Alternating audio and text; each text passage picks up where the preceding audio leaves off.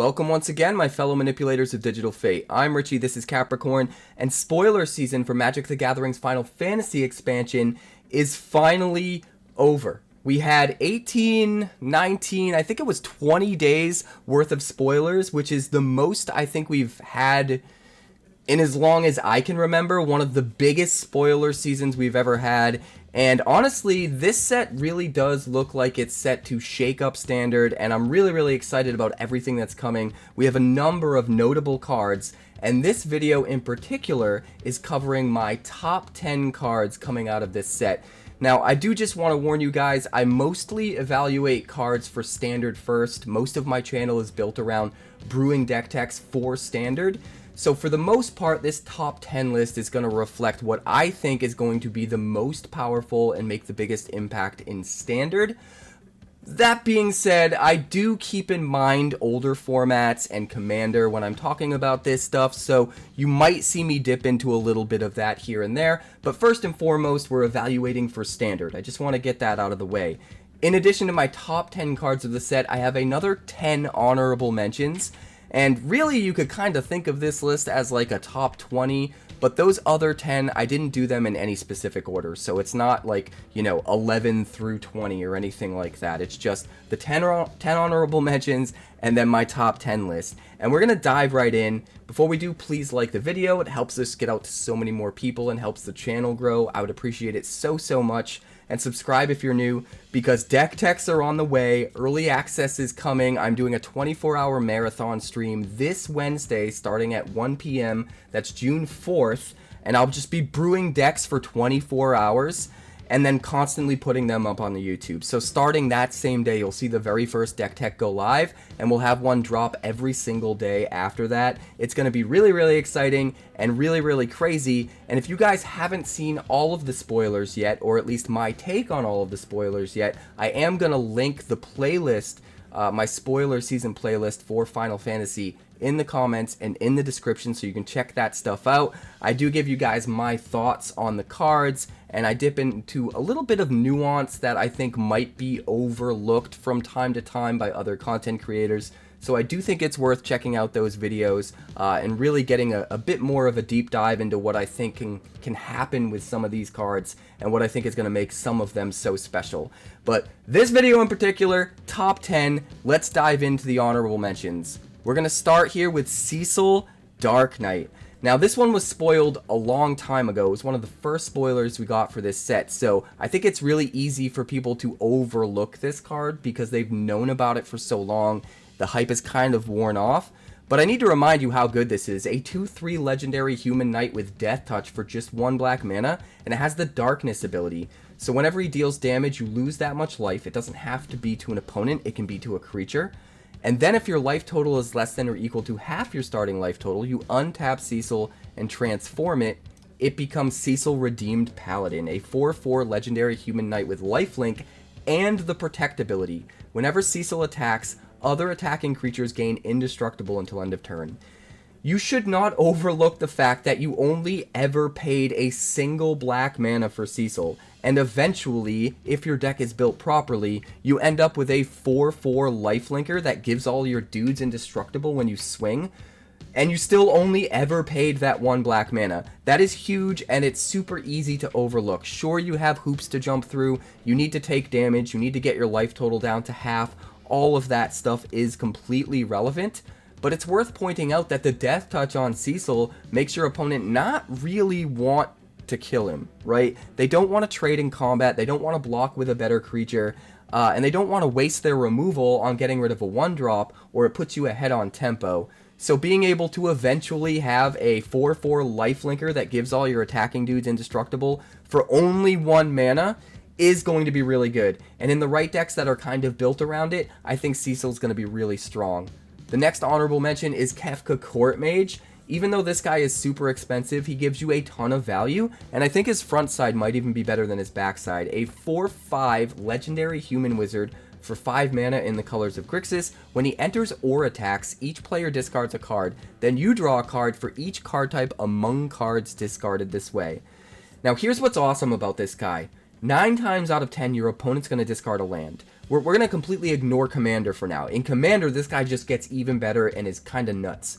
But let's just say for Standard, 9 times out of 10, your opponent's going to discard a land.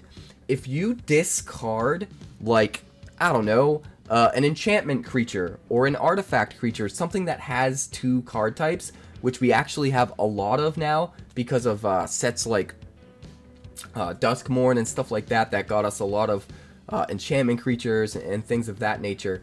If you discard, let's say, an enchantment creature, your opponent discards a land, you're drawing 3 cards. Even if they kill Kefka at that point, you got all that value, and you still get to get that value every single time he attacks. What's important about this guy is the fact that he triggers on enter and attacks. That's what makes him so good. The enters means even if they remove him, you're still up on value. You're gaining card advantage no matter what just by playing him. And the attack trigger means they absolutely have to remove him or you just keep doing it, which is just insane. So having both of those on the same card, even though it's a 5-drop, is just really, really good. And then if you want to, you can just pay 8 mana, make each opponent sack a permanent of their choice, and transform him into Kefka, Ruler of Ruin, a 5/7 flying legendary avatar wizard with whenever an opponent loses life during your turn, you draw that many cards. And at that point, you can just swing in, even if you wait to flip him on a turn, you know you can swing in and get in for some damage, draw a whole bunch of cards, and then again, your opponent's still in the situation where even if they kill him, you drew a whole bunch of cards, and they have to lose some tempo, you know, spending some of their mana and one of the cards in their hand, getting rid of the dude when you're up a ton of cards in your hand. So I just think through and through, this guy represents a ton of value. I think most of the time you don't even flip him because he's just worth so much value on his front side. But just having access to flipping him to his backside is just pushes him that much more. It takes a card that's already really good and just turns it up to 11, having this as an option. And I think you shouldn't count out Kefka. Kind of reminds me a little bit of Nicol Bolas when that card was big in Standard, and I just kind of love everything about it. But next up we've got Zodiarch Umbral God. I think this card single-handedly is going to see a return to mono black control. I definitely want to brew that deck. This is a 5/5 indestructible legendary god for only 5 mana, but it has to be 5 black mana. So you're probably only playing this in a mono black deck. You could maybe splash a color because we do have an embarrassment of riches when it comes to dual lands and Standard right now. But for the most part, I just think this is signaling a return to a classic sort of mono black control style deck where this is an indestructible win condition. You can just clear the board for forever for the first 20 turns and eventually drop this and ride it to victory. But it's also sort of a sweeper tacked on, right? It's an indestructible win condition for control, but they also have to sacrifice half their non-god creatures, and then whenever they sack creatures, you put +1/+1 counters on Zodiarch, so it literally does become a pretty crazy indestructible win condition. And you can back this up by making sure you incentivize removal that forces your opponent to sacrifice rather than just kill. Not everything you play is going to do that, obviously, in a mono black control deck, but I just think this guy is perfect for mono black control, and I absolutely think that that deck has a chance to make a comeback if we're using Zodiarch, in addition to another card that's coming in this set, which is the Darkness Crystal, a legendary artifact for 2 black and 2. Black spells cost 1 less. If a non-token creature an opponent controls would die, you exile it instead and gain 2 life, and you can pay 6 mana and tap this to put any creature exiled with the Darkness Crystal onto the battlefield tapped under your control with 2 additional +1/+1 counters. So this card does everything. This is perfect for a mono black control deck that just keeps sweeping the board, keeps killing everything that gets into play, waits until later on in the game, drops their win condition. The Darkness Crystal just does everything you want. It's going to make everything cost less, so you can double spell on turns where you normally couldn't double spell, or cast your expensive spells a turn earlier. But it's also going to gain you some life over time from all of your creature removal, which helps you kind of come back from an early aggro board state as well. It also exiles things, so it messes with any kind of deck that wants to utilize the graveyard, or death triggers, aristocrats decks, sacrifice decks, decks that are using omniscience, because you can get rid of stuff from the graveyard, so you can exile stuff so it doesn't go to the graveyard, so that even if they do get their Omniscience back, like they don't have any creatures to use with the Omniscience. There's just like a lot of interesting things you can do with the Darkness Crystal. It just sort of does good things against a bunch of different deck types, and helps your deck in multiple ways with the cost reduction and essentially just being able to get an infinite amount of win conditions back with the Darkness Crystal later on in the game after you've taken control of the board. So it just does everything you want in mono black control, and I think this card gets even better because Zodiark exists, and the two of them together I see as kind of a 1-2 punch. And even though Zodiark won't get the cost reduction, because it's 5 black pips, you won't get the cost reduction off the Darkness Crystal, I still do think they both sort of signal that mono black control is definitely a thing in Standard's future. And I'm really excited to try and brew that deck and see what it looks like. I think it could be really strong. The next honorable mention is Choco Seeker of Paradise, because if you don't think the Chocobo landfall deck is going to be real, you are wrong. That deck is going to be insane. This is a 3/5 legendary bird for 4 mana in the colors of Bant. Whenever one or more birds you control attack, you look at that many cards from the top of your library. You may put one of them into your hand, put any number of land cards from among them onto the battlefield tapped, and the rest into your graveyard. And then just to turn this thing up to 11, it also has its own landfall ability. Whenever a land you control enters, he gets +1/+0 until end of turn. This card is so good because it works the turn you play it, right? You go wide with birds, chocobos that have landfall triggers, turn 1, turn 2, turn 3. And then on turn 4, you slam this, just attack with all of your birds, and you're going to get all of these triggers, and then all of the lands that come into play for free are going to trigger all of the landfall triggers on all of your other chocobos that are attacking, and you're just going to get a metric ton of triggers and a ton of value, and it's going to be really hard for your opponent to come back, I think. Now, granted, we do have to build the deck and test it and see what the play lines look like and see how the turn sequences line up and all of that sort of thing. And I haven't like dug deep enough in to really figure out the exact play lines, but I have to assume that this card's gonna be nuts. There's just so many chocobos with landfall triggers. There's so many birds with landfall triggers, and there's just so much synergy for this to work with. It just seems like it's going to be absolutely nuts. The fact that you can just slam this on 4, attack with everything, and trigger it all right away that turn, not have to wait, it doesn't have to be attacking itself to get the triggers, makes me feel like this is just going to be nuts in the Chocobo Birdfall decks. And I can't wait to build that. I think it's going to be awesome. But one of the next honorable mentions is Joshua, Phoenix's Dominant. This is a 3/4 legendary human noble wizard for 3 mana in the colors of Boros. When he enters, you discard up to 2 cards and then draw that many cards. For that reason alone, I think this card's going to be really good in Jeskai Oculus. I think this is a perfect addition because it helps you fill up the graveyard and helps you dig into even more cards into your deck, which is exactly what you already want to do with stuff like Tersa and Kiora. But what's cool about Joshua is that you then have Joshua sitting on the battlefield, and you have this sort of late game ultimatum, if you will, this late game inevitability that you can build to. It's like you have all these things you want to do in your hand. You probably have Helping Hand or all of the other cards that can like bring Oculus back from the graveyard and stuff like that.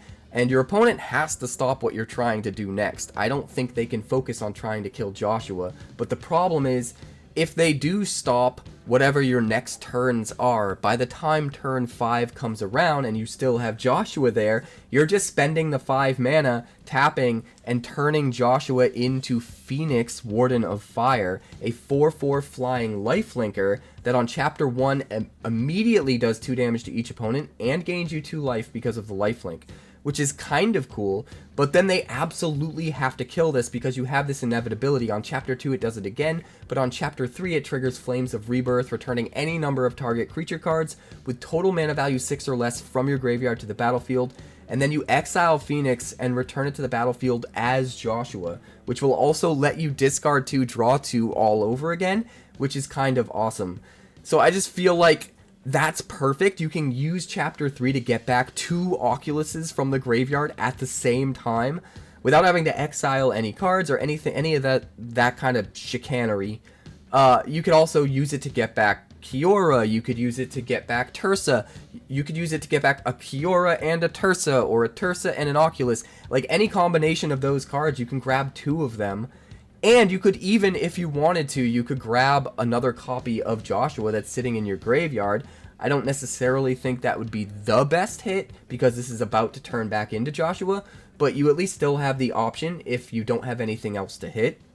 And so I think just the way the math works on this card, everything lines up so perfectly. You could play it on 3 to set up your graveyard.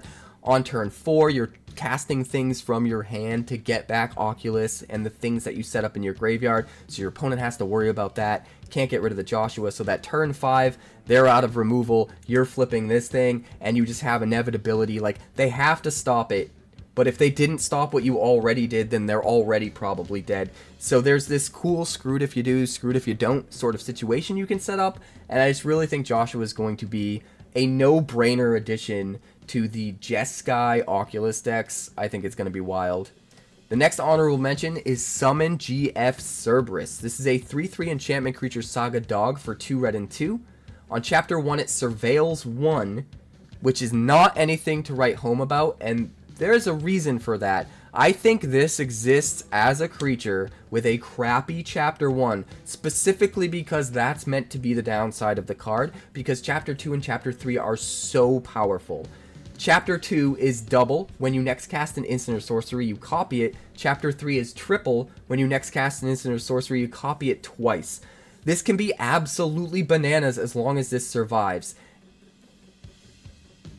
Cast a 5-drop on turn 5 and you get 2 of them. Cast a 6-drop on turn 6 and you get 2 of them. Like, this lining up turn 4 into your turn 5 into your turn 6, if you build your deck right, could be absolutely bananas. You can combo off into Insanity and do some ridiculous things, and we're absolutely going to build that deck. The only reason this card didn't make it onto the top 10 list is because it's a creature, and because you do have to wait a whole turn before you start seeing a real return on your investment. Your opponent can just kill this. If they kill this, you lose tempo. You spent 4 mana on a 3/3 that didn't really do anything, and he just killed it with a removal spell that cost even less than the 4 mana you spent to play it.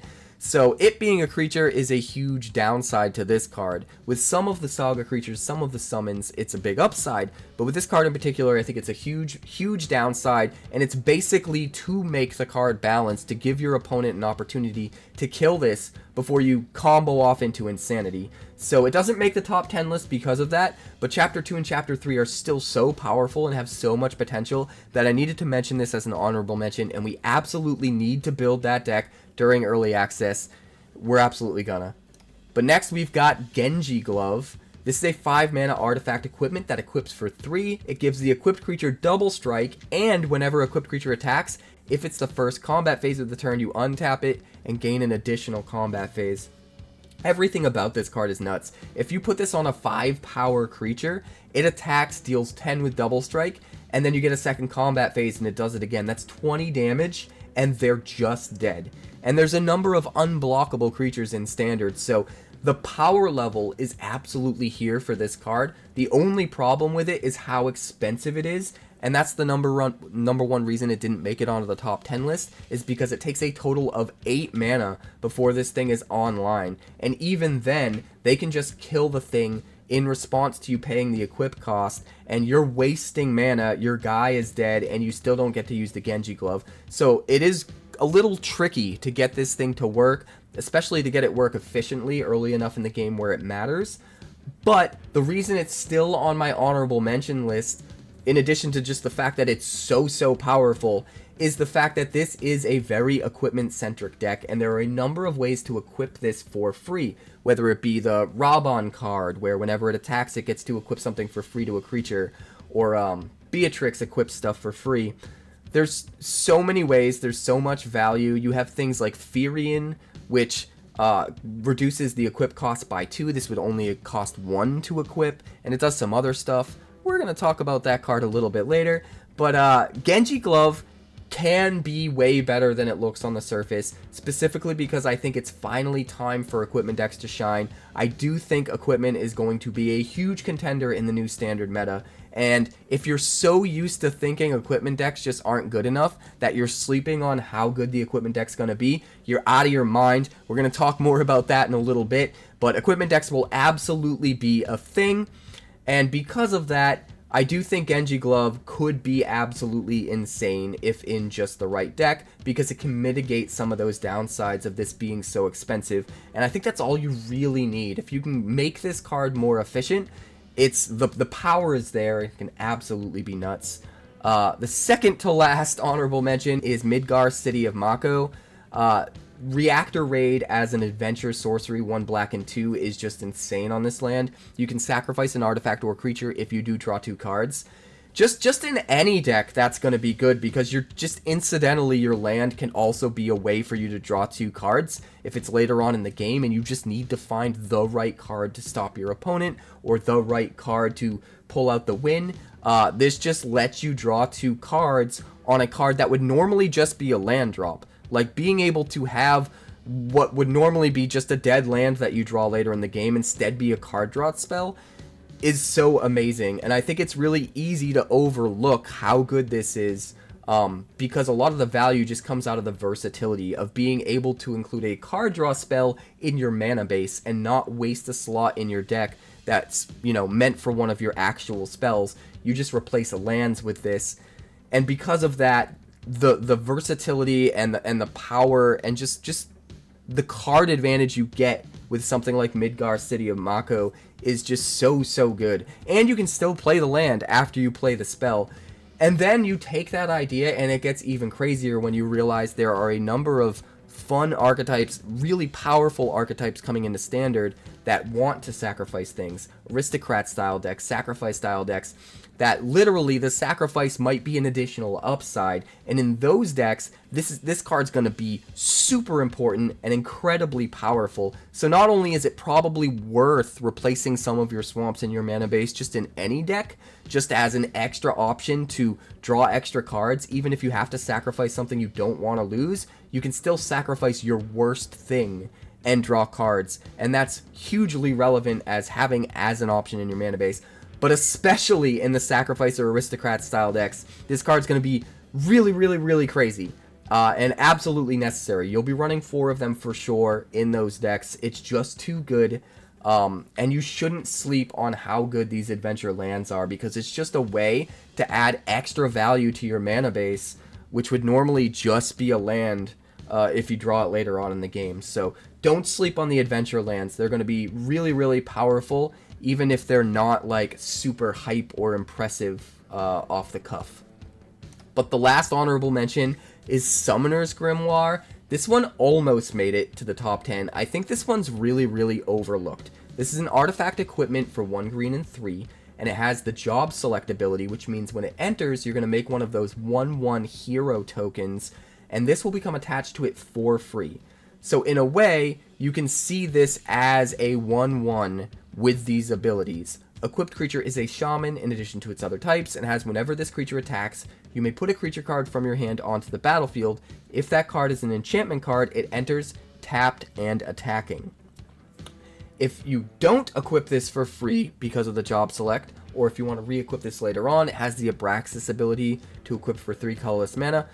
Alright, here's the reason I think this is so good. With every other Elvish Piper or card like this that we've got, like Kona, etc., that puts creatures into play for free, they're very susceptible to removal, right? It's very easy to take out your thing. You're spending 4 mana most of the time, and they're killing your guy with just like a 2 mana removal spell, and it's gone, you got no value, over and done with. Like, you're down on tempo, you no longer have the ability to get something out for free, and it just feels really bad. So the reason this one is so good is because you get to have your cake and eat it too. You get the benefits of immediately having this on a creature so that you don't have to worry about equipping it. All you have to do is wait until your next turn and attack, or maybe just attack right away if you have a way to give this haste, of which there are a number of ways, including some new cards in this new set that can give haste as well, so I wouldn't count out that as an option. But all you have to do is wait until you can attack and then do the thing. So you have the upside of it being like it's a creature, as far as it just survives a turn cycle and then you swing, you don't have to pay any more mana. But if they do kill the creature, you don't lose the Summoner's Grimoire. So you also have the upside of, well, if they do kill your thing, it's not actually gone, right? You equip this to whatever you want, probably something that doesn't have Summoning Sickness, and then immediately swing in and get to put something out for free. Because of that, I think this card's actually way better than it looks, and kind of a sleeper, to be honest. The fact that even if they kill the token, you just, on your next turn, you're gonna have mana, and no matter what, paying that 3 equip cost is gonna be way less than paying whatever the cost of your big bomb is in your hand that you want to get out. So even if they kill the creature this comes attached to, you just untap next turn, pay the 3 to attach it to whatever doesn't have Summoning Sickness, swing in. Even if they block the creature you swing in with, it doesn't matter, right? It doesn't have to deal combat damage, it just has to attack. So you get your big creature out for free no matter what. And then the fact that it has some silver lining value, where if you're playing an enchantment creature, it enters tapped and attacking, is just kind of the gravy, right? It just makes it that much sweeter. It works really well with summons. I do think this card is really, really overlooked, just because it has both benefits. It has the benefits of having the creature immediately, they have to respond, they have to get rid of the creature, or you don't have to spend any more mana at all, you just have to swing. But also the upside of, even if they do kill it, you can just re-equip it and still get the trigger, probably next turn, by putting it on something that's already out that doesn't have Summoning Sickness. So you have your cake and eat it too. I think this is one of the best versions of this kind of ability we've seen in a long time because of that, and I'm really excited to brew around it. It is one of the cards I think is most slept on in this set, and I'm really, really excited about brewing with it. But that's going to bring us to our top 10, our actual top 10 list. We're going to dive right in. I'm really excited about this. In number 10, 10th place, is Clash of the Icons, an uncommon, guys. And if you are overlooking how good this card is, you're out of your mind. I think this might be the best uncommon we've seen, I don't know, and as long as I can remember. A sorcery for just 1 green mana. Sure, it's a sorcery, it's not an instant, that is a downside, but this card does so much it doesn't matter. Choose 1 or more. Let me say that again. Choose 1 or more. It has 3 modes. You can literally choose all 3 for 1 mana, okay? The first one, target creature you control fights target creature an opponent controls. So it's already a 1 mana piece of removal that's killing whatever you need to kill on your opponent's side. But wait, there's more! Remove a lore counter from target saga you control. So you want to keep one of your summons from going away? You let it exist for a whole nother turn longer than it should?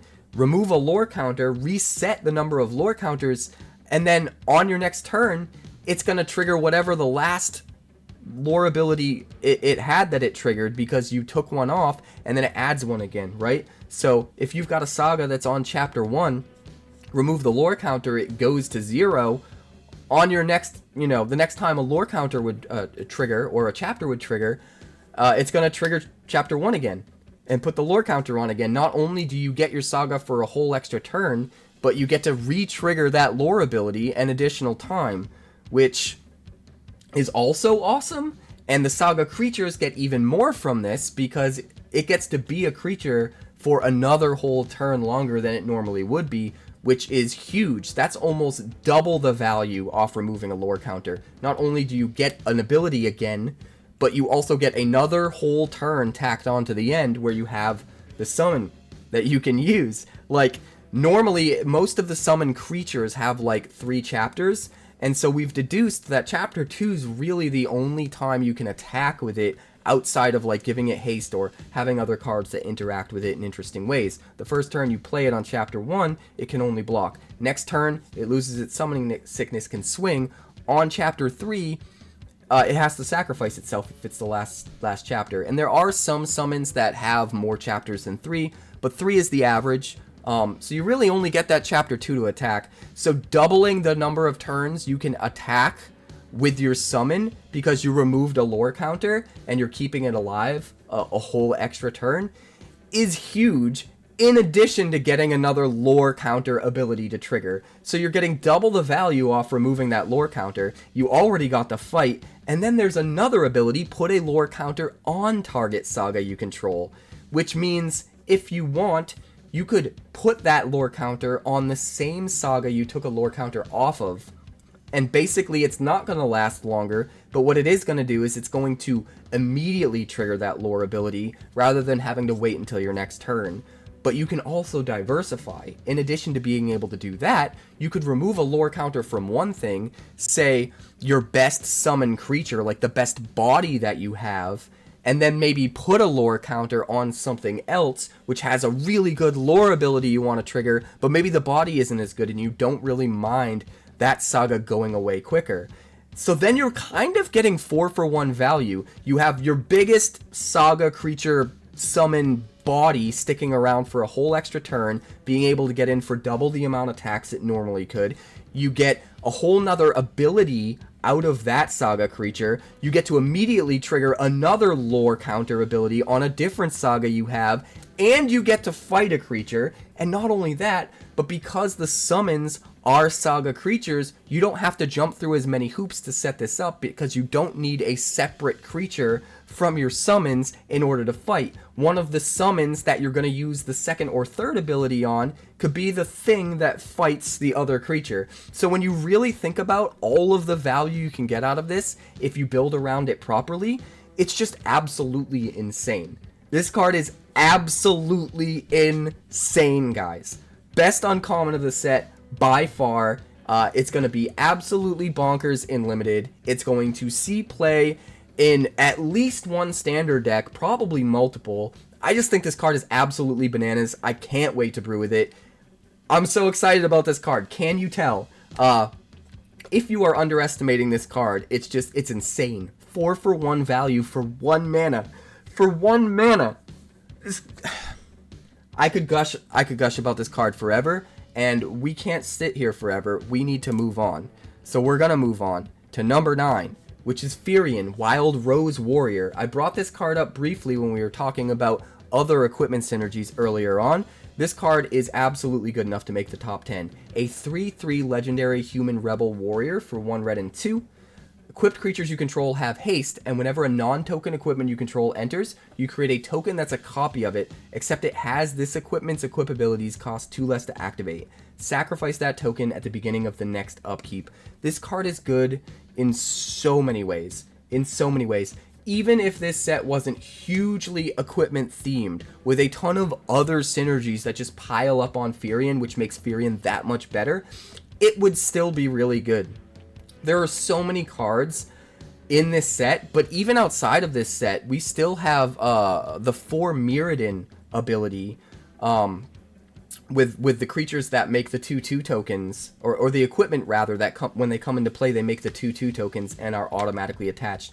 We have all of those still in standard right now, but in addition, we have a ton of new cards coming that are equipment, the basic weapons, basically, that the classes in Final Fantasy equip, that have that job select ability, that make a token.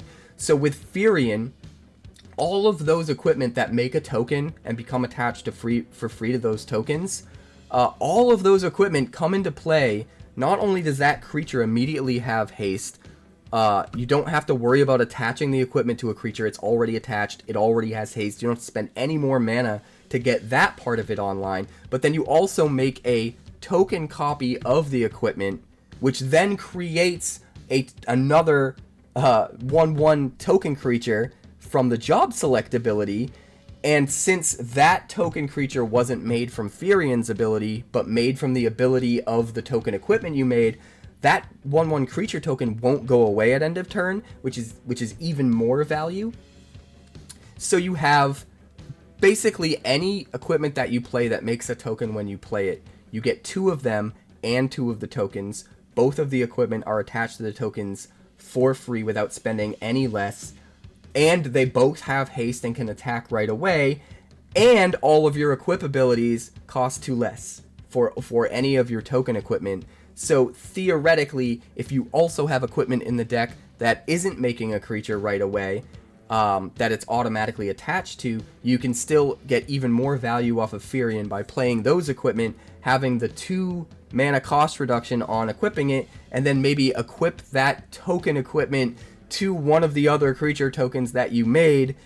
Everything has haste. Like, this card is going to snowball out of control, I promise you. With all of the other crazy equip synergies coming, this card's just going to be absolutely bonkers. Even if you're not abusing it with the equipment that make token creatures automatically, just to get the absolute most efficiency out of this card, it's still going to be good outside of that. Like, it's still going to put in a ton of work, and it still synergizes with all of the other equipment synergies coming, and there's going to be an absolutely insane equipment deck in Standard after this set for sure, and Firion will absolutely be a part of it. But that brings us to card number 8 in my top 10, Lightning Army of One, a 3/2 legendary human soldier for 3 mana in the colors of Boros.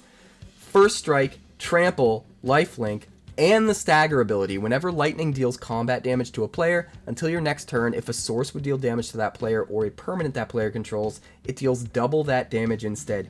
Everything about this card is amazing, and when I first saw it, I didn't think it was like that good.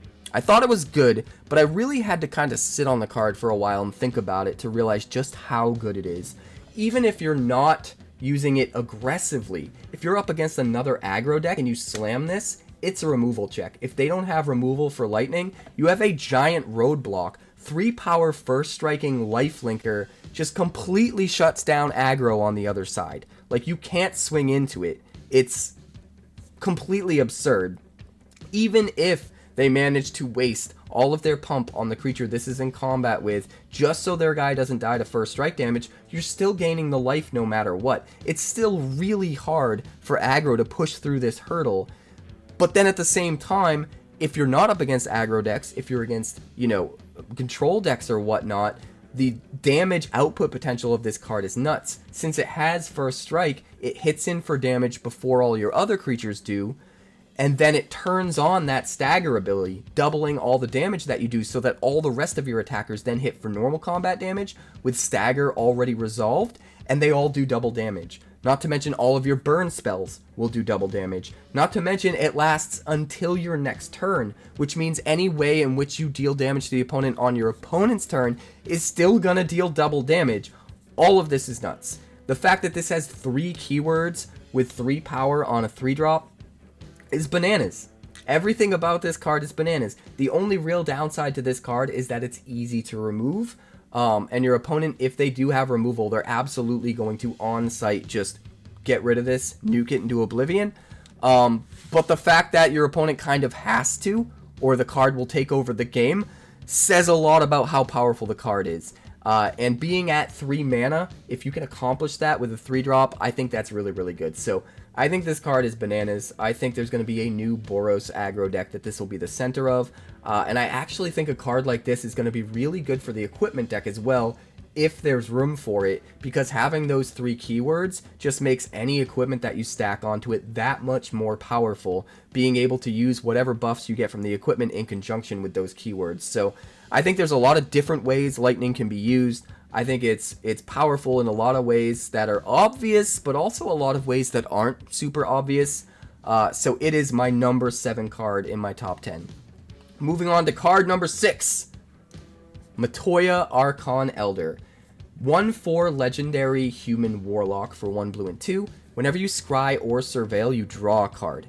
Now, the one big downside to Matoya, which we're going to get out of the way right away, is that it does die to almost all removal. Not necessarily to burn, because it has a big butt, but cut down in particular will take this out, which feels really, really bad. And most of the 2 mana removal spells will kill Matoya. And all of that feels really, really bad. And that is a risk you run playing Matoya. At the same time, the upside to Matoya is just crazy. The fact that every scry and surveil in your whole deck now draws you a card is utterly absurd. Like, Opt is now a 1 mana draw to. Like, you have lands with scry and surveil that are worth playing in Standard right now, even without this card. Now, you make your land drop with this out and you get to draw off it? That's crazy. Like, this card is another one of those 3-drops that is a must answer. Like, you have to kill it right away. It's a removal check. If they don't kill it, you will take over the game with card advantage, and it will be utterly absurd. Like, you just load your deck up with things that scry or surveil. Maybe even play it in like some kind of a surveil deck that wants to fill up the graveyard with value, and you get double value. You're filling up the graveyard and you're drawing off surveiling. Like, there's so many different ways I think you can build into this. But at its core, it's just a super powerful card. And because it has a big butt, it's not the worst thing against aggro either. You do have to put it at risk if you're going to block with it. But if you have to, if your opponent's like running you over because they're playing an aggro deck, you can do a lot worse than to play, you know, your card draw engine doubles as something you can throw in front of their aggressive assault with a big butt to slow them down. That does add some versatility to the card, which is really, really nice. So I just think this card is going to be crazy. Sure, it dies to removal, but that's kind of the power level you want for your 3-drop, right? You want your 3-drop to be like, answer it or I take over the game. You want it to be a must-answer thing. Like, sure, a lot of the time it will get answered, but then in situations when they can't, you win the game, basically. Or at least you should if you built your deck right. So I think Matoya is just incredibly powerful if she can survive. And even if she can't survive, it is a removal check. It puts your opponent in a position where they absolutely have to have it, or you're just going to run them over with card advantage. So she is my number 6. Moving on to card number... Wait, did I say 6? She's number 7.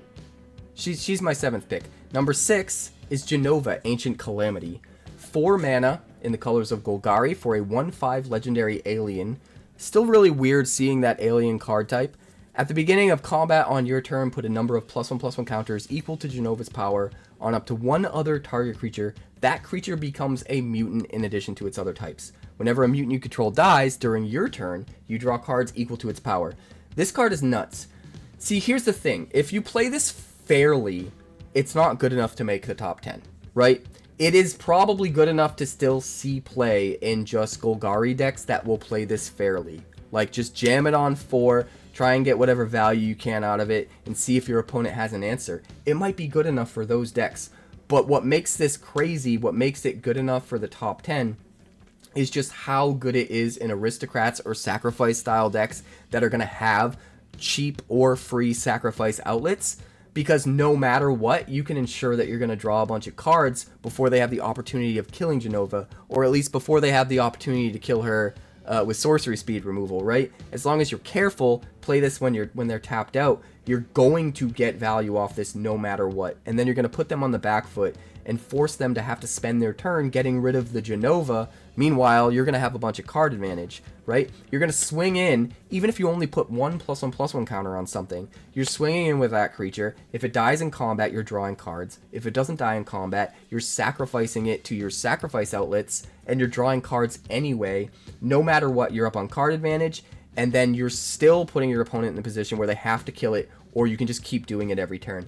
But then it only scales up from there. If you have ways of making Jenova bigger, especially if you have ways of making Jenova bigger for cheaper, she gets really, really crazy because she starts putting even more counters on creatures, which results in an even more aggressive attack and results in drawing way more cards on top of it.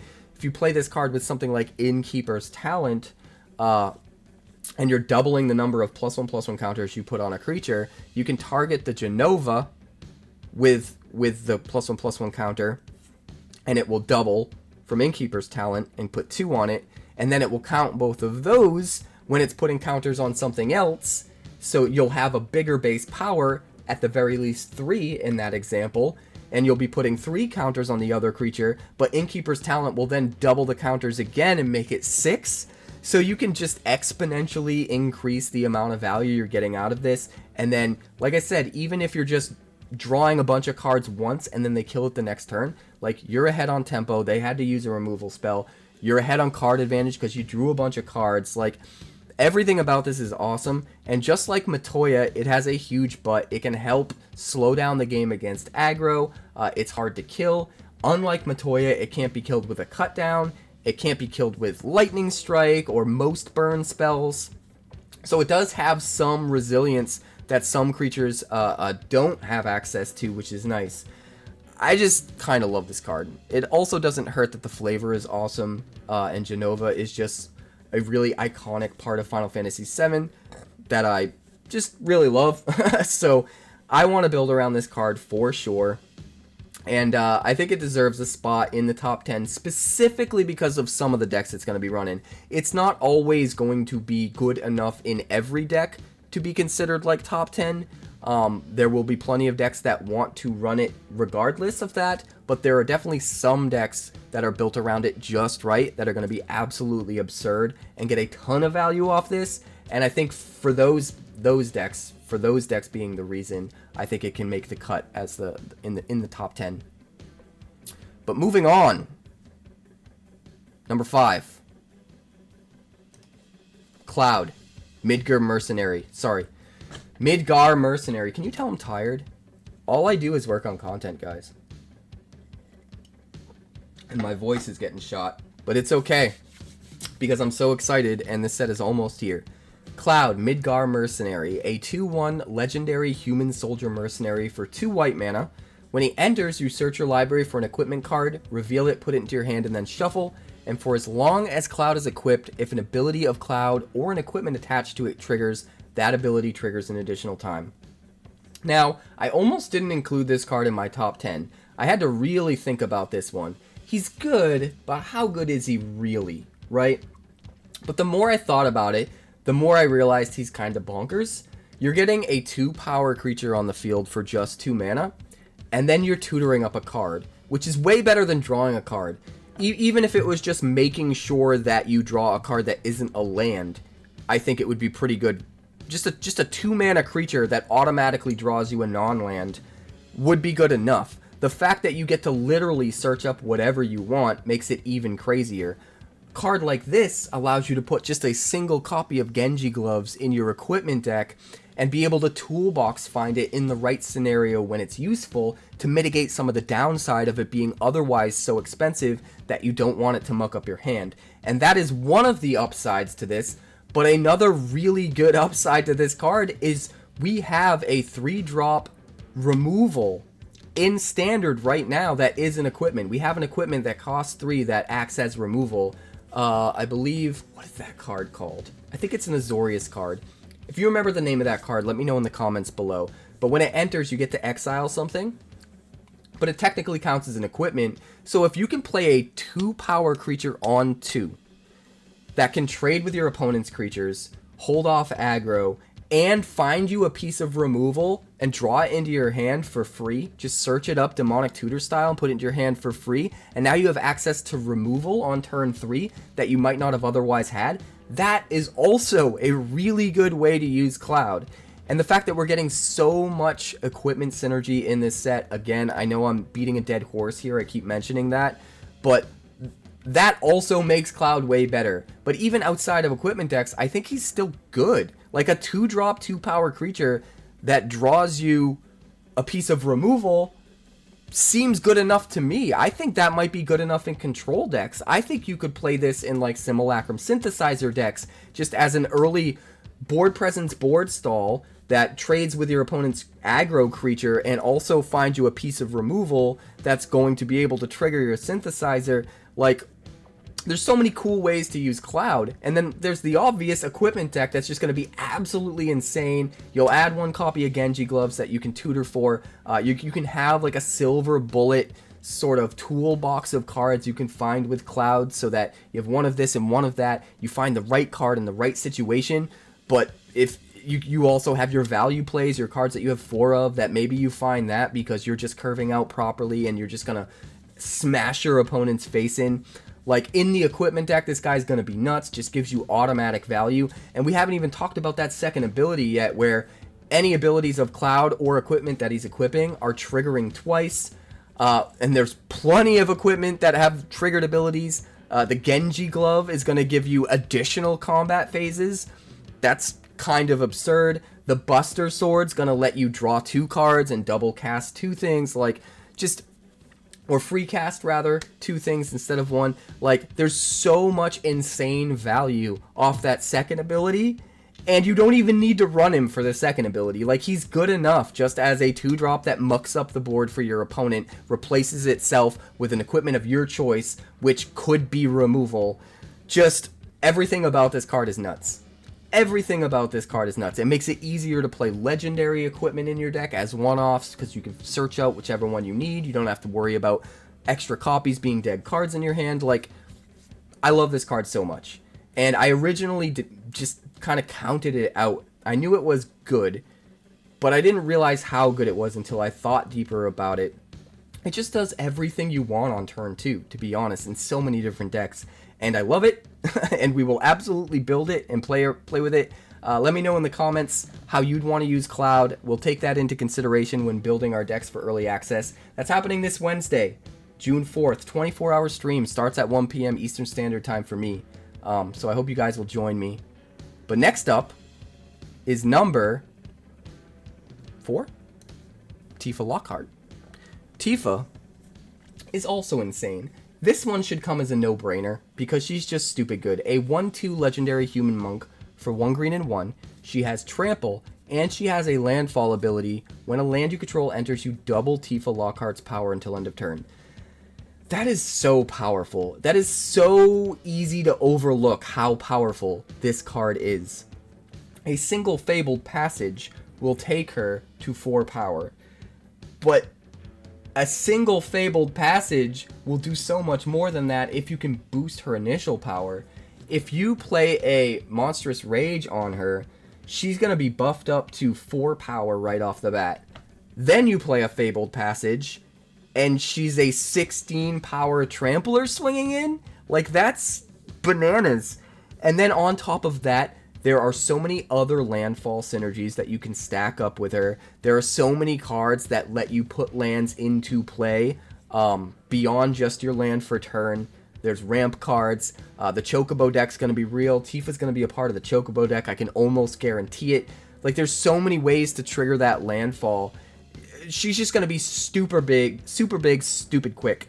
But the thing is, you don't need to rely on the landfall trigger to get all the way there. Like I said, finding ways to buffer power, you can do that with stuff like Monstrous Rage. You can also just do that with equipment, and we're getting tons of equipment in this, so maybe there's also an equipment deck that uses green and runs Tifa in the equipment deck, because, oh wait, you equip some equipment to her, get her to 5 power, and then you drop your Fabled Passage, and it's lights out. Not only is she attacking as a 20 power trampler, but you probably have whatever other abilities the equipment has stacked on top of that as well. Like, there's just so many ways for this card to be bananas. I really think the landfall deck is going to be super real. I think Tifa is going to be the most important card in that deck, and a way to just end the game out of nowhere. A lot of times your opponent won't see it coming. And yeah, there's not a lot more to say about Tifa. She's gorgeous, she's beautiful, and she's deadly, and she'll win games. And she's obvious. I guarantee Tifa is going to end up on pretty much every single top 10 deck, top 10 list for this set, because she's just that good. But we're going to move on to number 3, which is Sephiroth, Fabled Soldier. Some people might think this is number 1, but no way. This is the best card in the set that's fair. That's what I'll say. Sephiroth, Fabled Soldier is a 3/3 legendary human avatar soldier for 1 black and 2. When Sephiroth enters or attacks, you can sack another creature. If you do, draw a card. Whenever another creature dies, target opponent loses 1 life and you gain 1 life. If this is the 4th time this ability has resolved this turn, transform Sephiroth. So right out of the gate, Sephiroth's already nuts. For 1 more mana than a Blood Artist, it is a Blood Artist itself, right? And granted, it's 1 more mana, but even just having a Blood Artist in Standard is nuts. Every single Blood Artist ability that we've had in Standard for years now has only triggered off your own creatures. This is the first time in a long time that we finally have another Blood Artist type effect that triggers off your opponent's creatures as well, which is huge. In addition to that, you get to trigger it immediately when you play Sephiroth and draw a card. You get a free sack outlet tacked onto your Sephiroth when you play it. You're drawing a card, and you're getting whatever triggers off the thing dying, not only the draining one from this, but whatever other potential death triggers you have in your deck as well, which you probably have if you're building aristocrats. So all of that is good. Even if they kill Sephiroth right away, you got 1 trigger off whatever you sacked, you got another trigger off Sephiroth dying, and you drew a card off the Enter's ability triggering. So you got all of your value and some silver lining value in the form of draining for at least 2, even if your opponent kills your dude, which also makes them use up their removal spell. So it's like multiple cards of card advantage, even if they kill it right away. But then if they don't kill it right away, you get to sack something every turn that it attacks, and draw another card every time you do it, and trigger the drain every time you do it, and trigger all your other death abilities every time you do it. And all of that is crazy, but nowhere near as crazy as what happens when you flip it. And if at least 4 things die, you get to flip it. It's important to note that because this is a Blood Artist style ability that triggers off your opponent's stuff dying too, it is a little bit easier to get 4 triggers a turn than it otherwise would be with similar creatures that we've had in Standard for the last 5 years, because it's going to trigger off your opponent's stuff dying. So maybe only 2 of your guys died, but 2 of your opponent's guys died, right? If you just have like 2 of your guys trade with 2 of their guys in combat, that does it without even having a sack outlet. But if one of your guys trades with one of their guys in combat, you only need to sacrifice 2 other creatures to get to that 4 in order to flip Sephiroth. It's way easier to get to that 4 than it looks on the surface, because it's counting all of your opponent's creatures. You could even theoretically just remove your opponent's creatures, 4 of them in the same turn, and flip Sephiroth that way without even having it trigger off your own stuff dying. And in fact, that makes me realize that Sephiroth isn't just relegated to only being in Sacrifice and Aristocrat style decks. Sephiroth is actually useful in like a control deck that's constantly just killing everything your opponent puts out, right? You're still probably going to want... It's still much more valuable in Aristocrats or Sacrifice because of the first ability, getting to sacrifice your own creatures to draw cards. You're going to want to be able to trigger that as often as you can. But it's not completely useless even outside of those deck archetypes, which is really interesting. When you do flip it, it becomes Sephiroth One-Winged Angel, a 5/5 flyer that already drew you at least 1 card, already drained some life, at least 4 life, and only cost you 3 mana, and is now a 5/5 flyer. All of that's already really good. A 5/5 flyer that only ever cost you 3 mana, didn't require any mana in order to flip, is super good. But then you have the Supernova ability. As this creature transforms into Sephiroth, One-Winged Angel, you get an emblem with whenever a creature dies, target opponent loses 1 life and you gain 1 life. So you don't lose the ability from the front side, you still have it, except instead of it being on the creature itself, now it's an emblem. So even if they kill Sephiroth, One-Winged Angel, you still have the ability to drain every single time a creature dies for the rest of the game. They can never get rid of it, because it's an emblem. And there's no way to interact with emblems in the game. There's no way to get rid of that emblem. That is just utterly absurd, but it doesn't even stop there. Whenever Sephiroth attacks, you may sacrifice any number of other creatures if you do draw that many cards. This card is just insanely pushed, and it makes sense. It's the most popular villain from the most popular game in the series. It makes sense this card would be pushed, but even when I think they're done pushing it, they push it even more. It's just insane. Sacking any number of other creatures, drawing that many cards, and draining for every single one of them that you sack, don't forget that part, is kind of nuts. Not only that, but after you flip into Sephiroth One-Winged Angel, you can play another Sephiroth from your hand and have the front side out and the Sephiroth One-Winged Angel backside out. You can have both of them out at the same time, and then you're getting like pings off of the emblem, you're getting pings off the front side Sephiroth, you're doing all sorts of craziness. It just gets really, really absurd. And then if you want to get really crazy with it and think like I do, I want to use this with Agatha's Soul Cauldron and any creatures that have really, really cheap transformation costs. Because if you exile a creature with a cheap transformation cost from the graveyard... I need coffee. I apologize, guys. I'm trying to get this out to you, and I am exhausted. If you exile a card from your graveyard with a very cheap transformation cost, and then put a counter on Sephiroth, Sephiroth doesn't get exiled and come back when it transforms. It just flips. It stays in play, and it will stay in play. So Sephiroth's going to gain the ability to transform for that cheap mana cost from Agatha's Soul Cauldron, and you can literally just, however many times you can pay the transform cost, you can flip it back and forth, and back and forth, and back and forth. And every single time that you do it, you trigger the Supernova ability, giving you another emblem. So you just start stacking up emblems that all trigger when things die, which is crazy. And granted, that might be a little too cute. Maybe it takes too much time to set that up, and it's easier to just win with Sephiroth outright the normal way in a normal Aristocrats deck. You might be right about that if you're thinking that. We're going to try both. We're going to build, you know, the normal Sacrifice Aristocrat style deck with Sephiroth. Absolutely. I love Aristocrats decks. I am so excited. This is the best Aristocrats card we've gotten, and as long as I can remember, it's super pushed, and that is going to be a huge, huge staple of the meta going forward, for sure. In fact, the sweeper that we got in this set, Ultima, specifically ends the turn at sorcery speed, I think because it prevents all the death triggers in Aristocrats decks. And I think Aristocrats is going to be such an important part of the meta that I think they're trying to get out in front of it with Ultima, which is really, really interesting. But yeah, we're going to build the normal Aristocrats deck with Sephiroth for sure during early access. It's going to be one of the first decks we do. And then we're also going to build the crazy cute like transform deck, which is probably going to have a number of cards like this that can transform without exiling, coming back, just flipping back and forth. A number of really powerful cards that do that, and then a number of cheap creature transformation abilities and Agatha's Soul Cauldron, and just try to get the most out of all of these different transforming creatures. I just think that's going to be super, super fun to try and do. So we'll also do that deck as well. That one might end up being too cute, but there's potential there. It might not be. It might be a real thing, and I'm just excited to find out. But either way you slice it, Sephiroth is just absolutely nuts, and it is my pick for number 3, best card in the set. Now it's time to get into the broken cards. The absolute broken cards. Number 2, Go-Go, Master of Mimicry. A 2/4 legendary wizard for 1 blue and 2.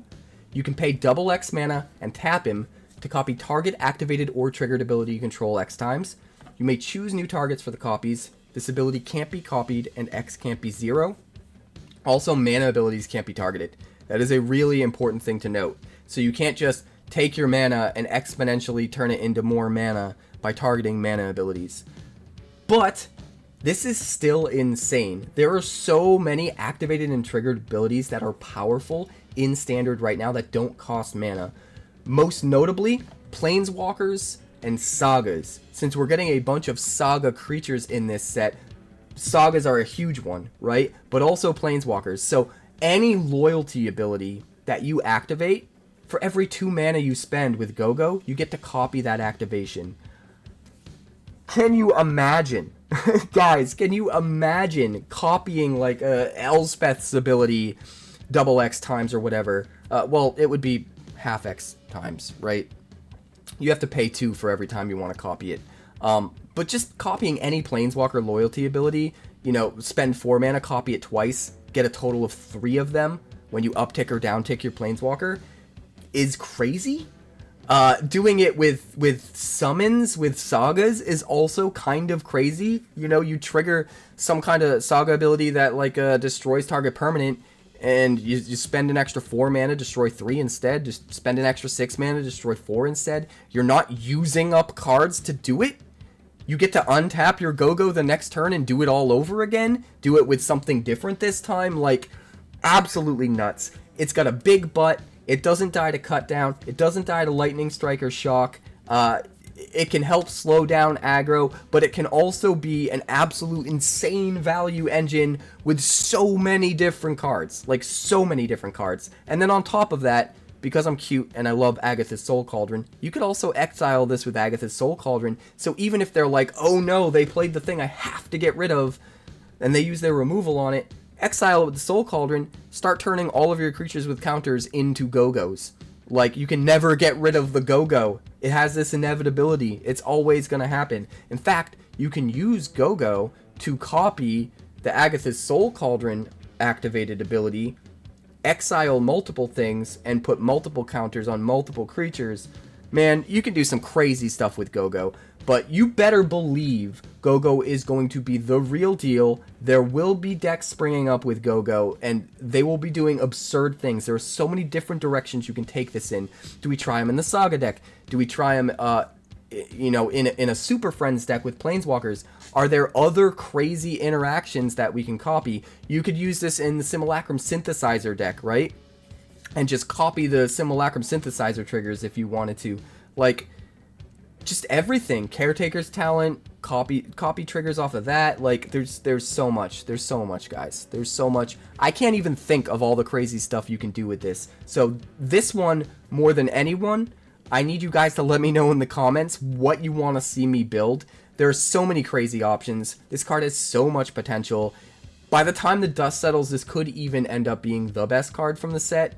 Or I could be a little too hot on it.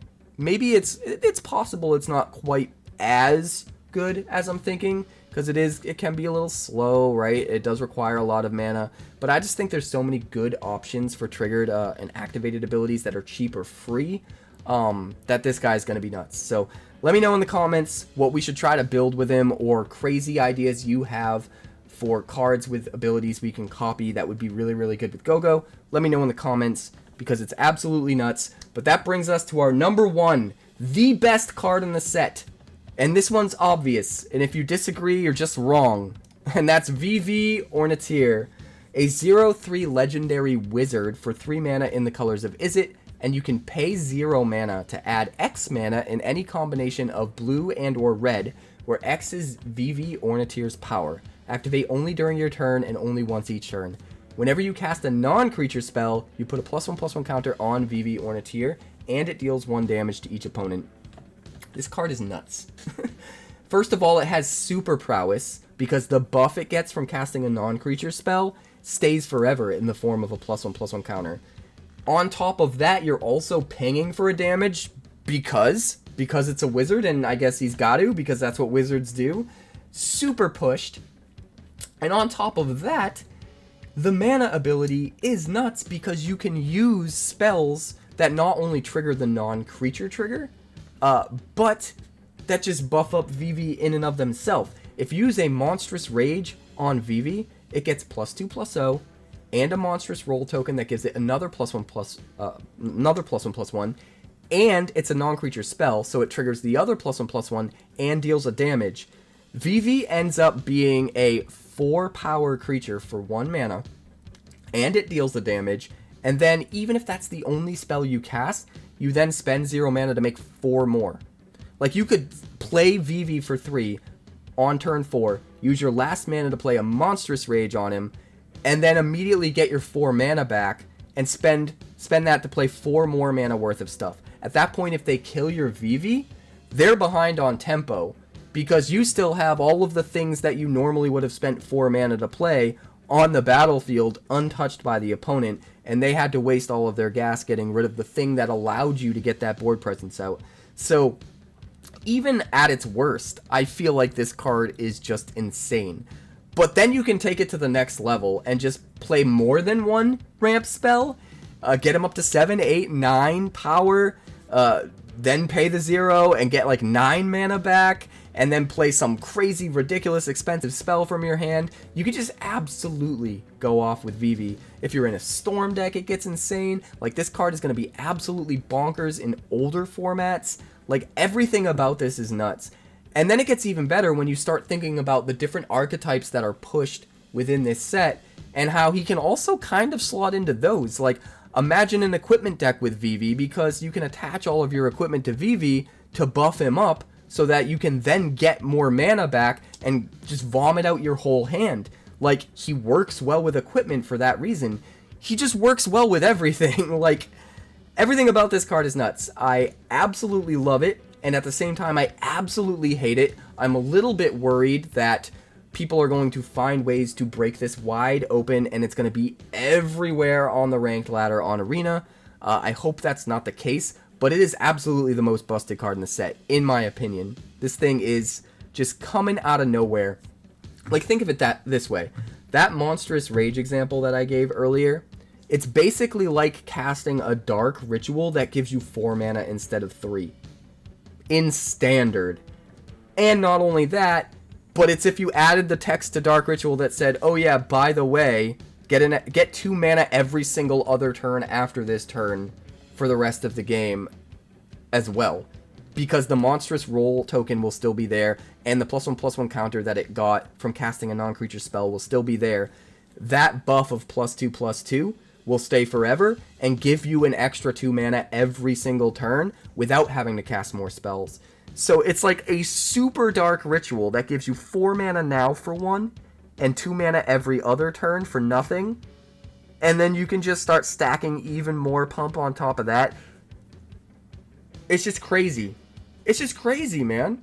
Even without the mana ability, like super prowess in the form of counters instead of until end of turn, and an automatic damage off every non-creature spell. It's not even instant and sorcery. You can trigger this off of casting artifacts. You could play it in an artifact deck, right? You could trigger this off of casting enchantments. You could trigger it off of battles. Like, we just saw a cycle of adventure lands. You could play the adventure side of your land that you top decked on turn 7 and still get a trigger. Like, everything about this card is awesome and scary. And I'm terrified that this is going to be everywhere, and I'm going to feel about this the way I felt about Slickshot Show Off the first week that that card was out, and how annoying it was to just play against it constantly. I'm worried. I am worried about that, but I'm also super excited to break this guy wide open. Let me know in the comments if you agree with me, if you think this card's as busted as I do, or if you think I'm out of my mind because obviously your opponent's just going to kill it before you can do anything with it. Let me know in the comments, because this is it, guys. This is my pick for the best card out of the set. He's just crazy, and he's adorable. But that's going to do it for my top 10. Thank you so much for checking it out. I appreciate you. Please let me know in the comments what decks you want me to build during early access. Just a reminder that is happening this Wednesday, June 4th. It starts at 1 p.m. Eastern Standard Time, and I'm doing a 24-hour stream because I'm absolutely insane. I'm just going to keep going, man. Deck after deck after deck after deck after deck. And those decks will start hitting the channel that very same day. The first one is going to go up on Wednesday. And we're going to do one every single day from that point on. And I'm going to try to keep that up for literally ever. Usually I do that for at least 2 weeks. And then sometimes I drop off to doing a deck tech every other day after that. I'm going to try to just do one every single day for literally as long as I can. I'm going to really, really push myself to try and do that. So look forward to all the craziness that's coming. I look forward to hearing your ideas about decks that I should build or card combos I should try to build around. So let me know in the comments, and I will see you guys there. This is going to be wild.